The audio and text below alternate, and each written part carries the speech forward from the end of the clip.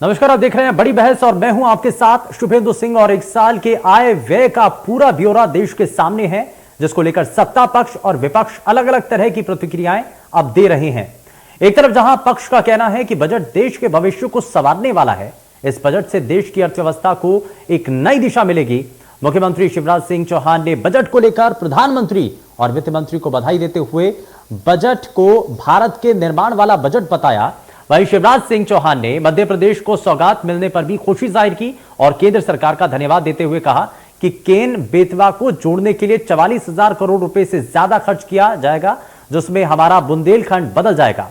दूसरी तरफ बजट पर मध्य प्रदेश के पूर्व मुख्यमंत्री कमलनाथ का कहना है कि यह बजट आम आदमी के साथ छलावा है। लोगों को बहुत उम्मीदें थी बजट से, लेकिन लोगों को वित्त मंत्री की पोटली से कुछ खास नहीं मिला है। आज की बड़ी बहस में हम पक्ष और विपक्ष के नेताओं के साथ अर्थशास्त्री बजट को लेकर के अपनी अपनी राय देंगे, क्या कह रहे हैं समझने की कोशिश करेंगे। लेकिन मेहमानों के पास जाने से पहले आइए जरा सुन लेते हैं क्या कुछ कह रहे हैं प्रदेश के मुखिया शिवराज सिंह चौहान और पूर्व मुख्यमंत्री कमलनाथ। किसानों की आय दुगना करने का बजट है, खेती को टेक्नोलॉजी से जोड़ा है, हाईटेक बना के कैसे टेक्नोलॉजी का लाभ किसान को मिले, इसका मार्ग प्रशस्त किया गया है।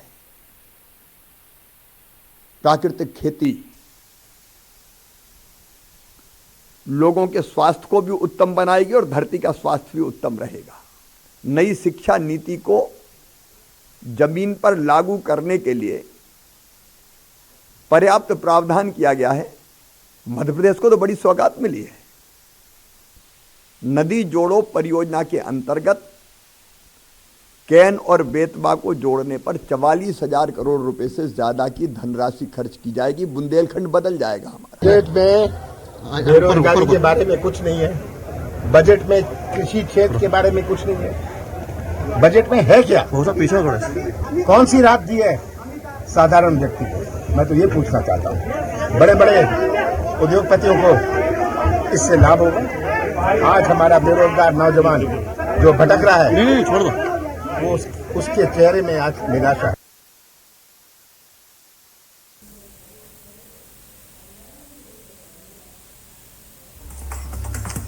तो चलिए जरा जल्दी से आगे बढ़ते हुए 12 बड़ी बातें बजट के बारे में आपको बताते हैं। LIC का जो IPO है उसको लेकर के जिक्र, क्लीन एनर्जी क्लाइमेट हमारी प्राथमिकता, PM गति शक्ति को लेकर के भी जिक्र, 60 लाख अतिरिक्त नौकरी देने का लक्ष्य है और साथ ही साथ हाईवे बनाने के लिए इस पर ज्यादा जोर दिया गया। IT और प्राइवेट सेक्टर को बढ़ावा मिलेगा। वहीं हाईवे विस्तार पर 20,000 करोड़ का खर्च भी होगा। तो ये कुछ खास और बड़ी बातें हैं जो कि लगातार आप ग्राफिक्स के जरिए देख रहे हैं। अगर आपने वित्त मंत्री का वो भाषण नहीं सुना, आपने अगर वो बातें अभी तक आपको नहीं पता चली हैं, तो ये वो 12 बड़ी बातें हैं जिनके जरिए आप देख करके समझ सकते हैं बड़े आसानी के साथ कि क्या क्या चीजों में बदलाव होने जा रहा है। अब जरा आगे बढ़ते हुए आपको समझाते हैं, दिखाते हैं कि 8 नए रोपवे का निर्माण किया जाएगा। MSP पर किसानों से रिकॉर्ड खरीदी की बात भी इस बजट के अंदर की जा रही है। तो यहां पर किसानों के साथ साथ आर्थिकी को मजबूत करने के लिए भी जोर दिया गया। 3 साल में 400 नई पीढ़ी की वंदे भारत ट्रेन जो है उनके लिए जिक्र है। मोटा अनाज साल 2023 का मोटा अनाज वर्ष घोषित होगा। ये भी आने वाले समय के लिए संकेत यहां से दिए गए। तो देश का बजट, आम बजट में कुछ बड़े ऐलान किए गए हैं। क्या वो ऐलान है जरा वो भी आप देखिए। सरकारी आवास के लिए 48,000 करोड़ का बजट अब यहां पर तय किया गया है, यानी कि हर सर पर छत हो, इस सपने को साकार करने के लिए जो प्रधानमंत्री आवास योजना है उसको और भी ज्यादा मजबूती के साथ उसका दायरा बढ़ाया गया है। युवाओं के लिए 60 लाख रोजगार दिए जाएंगे, ये भी तय किया गया। वो भी उस दौर में जब कोरोना संक्रमण का दौर, जब रोजगार को लेकर के बड़े संकट और बड़े सवाल सरकार से पूछे जा रहे हैं। 2022-23 में ई-पासपोर्ट जारी किए जाएंगे और यह तय किया गया, इसी साल से इसकी शुरुआत होने जा रही है। देश के डाकघरों में ATM की व्यवस्था और बैंकिंग सिस्टम के साथ इसको जोड़ना यह अपने आप में ऐतिहासिक कदम माना जा रहा है। नेशनल हाईवे नेटवर्क 25,000 किलोमीटर तक बढ़ाया जाएगा और इस मिशन के लिए 20,000 करोड़ रुपए का प्रावधान भी अलग से किया गया है।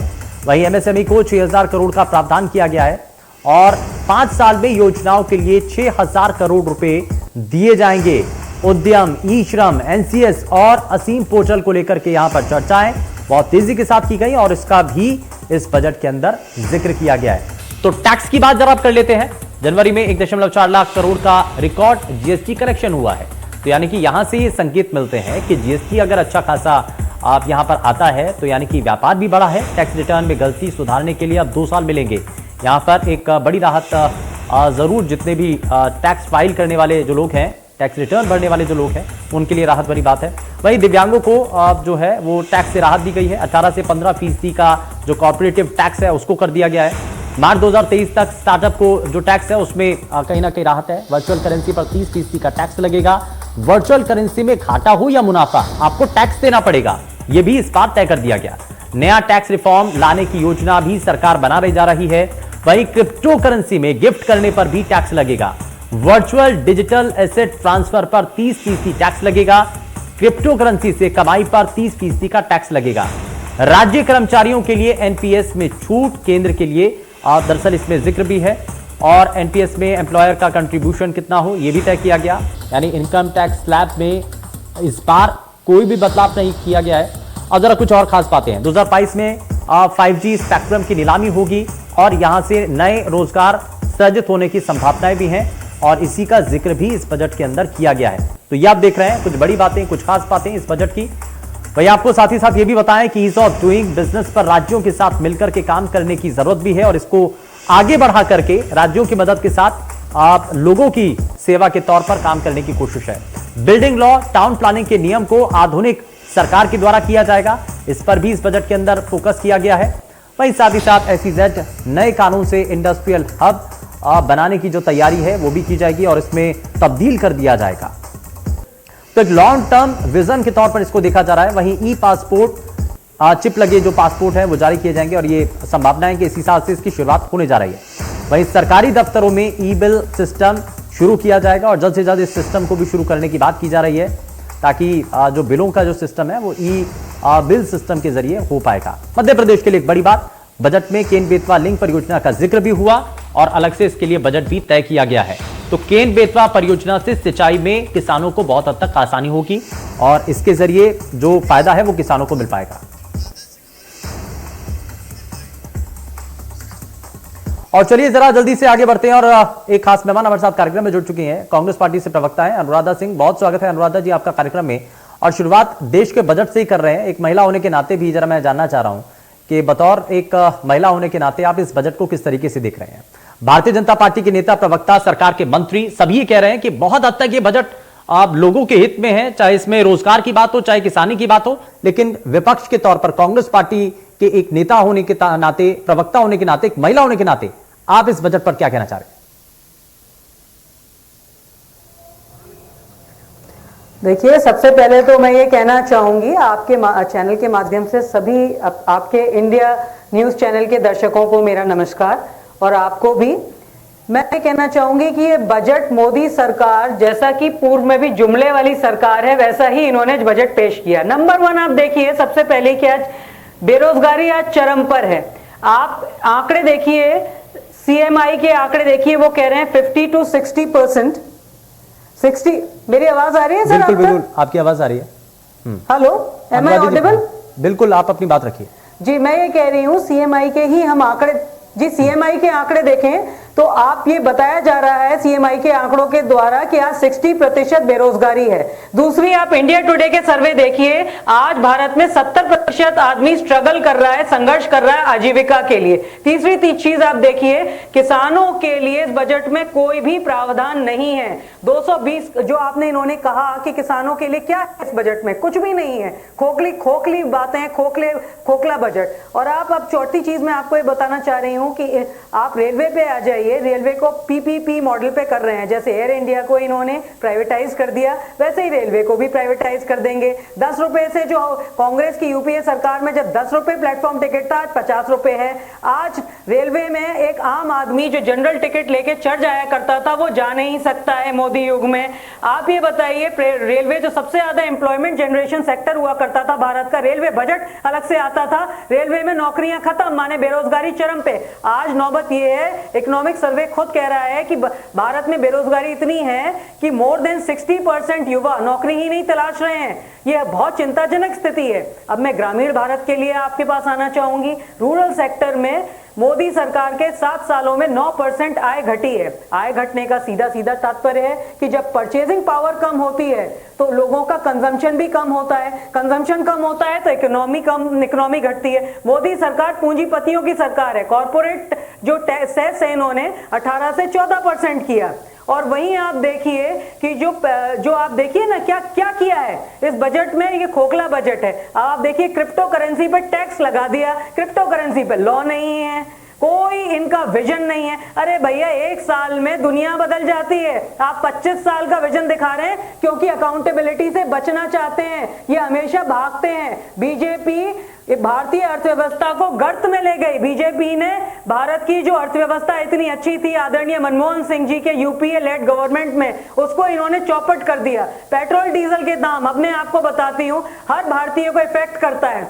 अभी जब 107 रुपए बैरल था प्रति लीटर इंटरनेशनल मार्केट में, तब भारत की स्थिति आप ये देखिए, मनमोहन सिंह गवर्नमेंट कितना सस्ता दे रही थी। और आज sir, let me complete sir, आज जब 40 रुपए प्रति बैरल पेट्रोल डीजल की कीमत है, तो आज आप देखिए भोपाल में पेट्रोल 107 रुपए और डीजल 90 रुपए 86 पैसे मिल रहा है। कहां ले गई? तीसरी चीज, उज्ज्वला योजना, आपने महिलाओं की बात करी, तो उज्ज्वला योजना में मध्य प्रदेश के आंकड़े कह रहे हैं कि 1 करोड़ लोग महिलाओं को तो सिलेंडर मिला ही नहीं, और जिनको मिला है उन्होंने उठा के अटारी पे रख दिया।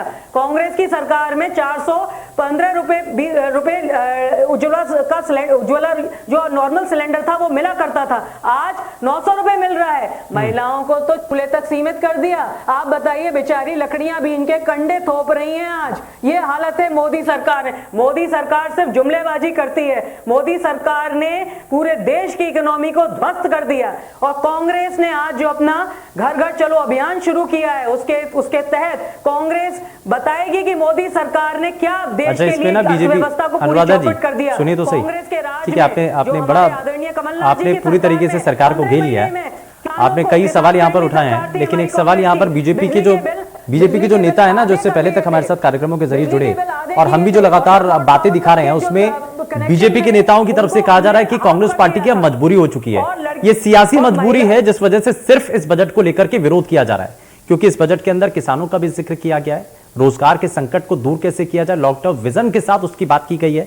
इसमें अगर आप कह रहे हैं कि देश की सुरक्षा कैसे हो, तो उस तरफ भी नजर बनाई गई है। लेकिन शुरुआत यहां रोजगार, क्योंकि अलग अलग पहलुओं पर भी हम बात करेंगे, लेकिन सबसे पहले जरा रोजगार को लेकर के बात कर लेते हैं। बड़ा आरोप लगाया जा रहा था इससे पहले भी, क्योंकि कोरोना संक्रमण के बाद से रोजगार का बड़ा संकट देखने को मिला था, लेकिन इस बार सरकार ने कहा है, अपने इस बजट के जरिए बताया भी है कि 60 लाख हम रोजगार देंगे। तो क्या आपको लगता नहीं है कि ये फिलहाल 1 साल के हिसाब से या आगे आने वाले समय को देखते हुए ये उतना रोजगार कामयाब रहेगा, कारगर रहेगा, या इससे और ज्यादा लोगों को रोजगार मिलना चाहिए? मैं उसके बाद मध्य प्रदेश पर भी आऊंगा। आप ये बताइए, मोदी सरकार की आप मैं तो आपसे एक चीज कह रही हूं, आप तो सबसे पहले देखिए कि जो मोदी सरकार ने नहीं कहा वो बहुत ही भयावह है। मोदी सरकार ने किसी भी चीज पर स्पष्टीकरण नहीं दिया है, वो जुमले वाली सरकार है। मैं बेरोजगारी के मुद्दे पे ही आ रही हूं। जैसा मैंने पूर्व में भी आपको कहा, हमारी चर्चा शुरू करने पे भी कहा कि सीएमआई सर्वे, ये गवर्नमेंट के ही आंकड़े हैं सर, जो मैं बता रही हूं। 50% लोगों की आमदनी घटी है। इंडिया टुडे का सर्वे कह रहा है 75% लोगों के पास आजीविका के लिए संघर्ष है। आप जब बताइए, रेलवे को आप पीपीपी मॉडल पर जा रहे हैं। हम सब जानते हैं कि रेलवे सबसे बड़ा पब्लिक सेक्टर में एम्प्लॉयमेंट देता था, सरकारी नौकरियों का। बड़ी अच्छी बात है कि आप सिर्फ पीपीपी मोड का आप इस्तेमाल कर रहे हैं, वरना तो कांग्रेस पार्टी के जितने नेता होते हैं वो कहते हैं रेलवे बेच दी। मैं ये आपसे कह रही हूं कि पूरा का पूरा बीजेपी जो है प्राइवेटाइजेशन कर रही है। चंद पूंजीवादियों के हाथ में देश की पूरी इकोनॉमी को उन्होंने गिरवी रख दिया है। मैं आपसे ये कहना चाहती हूं कि जो के शेप इकोनॉमी है, जो सो कॉल्ड, उसमें आप देखते, ये बड़े बड़े इकोनॉमिस्ट कह रहे हैं सर, आप इकोनॉमिक सर्वे देखिए। इकोनॉमिक सर्वे ने तो आशंका यहां तक जताई है। मैं आपसे एक चीज और आपका ध्यान आकर्षण करना चाहूंगी, अभी 5 राज्यों में चुनाव हो रहे हैं, इसलिए पेट्रोल डीजल के दाम ओके कर रखे हैं, इन्होंने स्थिर कर रखे हैं। अभी आप देखिएगा, जैसे ही चुनाव संपन्न होते हैं मार्च में, पेट्रोल डीजल और आसमान छुएंगे और महंगाई में आग लग जाएगी ये बीजेपी सरकार में। नहीं, पेट्रोल डीजल के दाम तो कम होने चाहिए, लेकिन दामों को कम करने के लिए भारत की अर्थव्यवस्था को पूरी तरह ध्वस्त कर दिया। ठीक है, अब आप ठीक है, मैं जरा मध्य प्रदेश पर भी आ रहा हूँ। अनुराधा जी सुनिए ना, 3 लाख रुपए मैं आपको अब जरा मध्य प्रदेश पर भी आ जाते हैं, मध्य प्रदेश की भी बात करते हैं जरा इसमें। मध्य प्रदेश को इस बजट से क्या मिला है, जरा बात इस पर भी, क्योंकि केन बेतवा का जिक्र बहुत तेजी के साथ हुआ जब वित्त मंत्री निर्मला सीतारमण के द्वारा आप इस बजट को पेश करते वक्त केन बेतवा परियोजना को लेकर के बात कही गई। आपको नहीं लगता कि इस बजट से, क्योंकि हर कोई अपने लिहाज से इस बजट को देखता है, महिलाएं अपने लिहाज से देखती हैं, गृहिणी अपने लिहाज से देखती हैं कि इस बजट से उनको क्या मिल रहा है, नौकरी पेशा जो सैलरीड क्लास वर्ग है वो अपने लिहाज से देखता है कि भाई टैक्स स्लैब के अंदर क्या राहत मिलने जा रही है, तो हर कोई अपने हिसाब से देखता है। लेकिन मध्य प्रदेश के लोग ये देख रहे हैं कि इस बजट से उनको क्या मिला। केन बेतवा जो लिंक परियोजना है वो उनको इस बजट से मिली है। आपको नहीं लगता कि ये मध्य प्रदेश के लोगों के लिए और मध्य प्रदेश को बीजेपी के साथ जोड़ने के लिए ये एक मास्टर स्ट्रोक होगा?